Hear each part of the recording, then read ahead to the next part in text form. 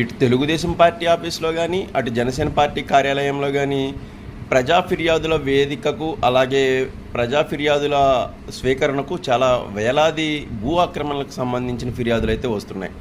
గత ప్రభుత్వంలో రెవెన్యూ శాఖను ఎంత ఇష్టానుసారం వాడుకున్నారు వైసీపీ నాయకులు, కింది స్థాయి నుంచి కూడా పై స్థాయి వరకు ఎంత దారుణంగా వాడుకున్నారు, పేదలు అలాగే సామాన్యులు ఎంత నలిగిపోయారు భూముల విషయంలో అనేది బయటపడుతుంది.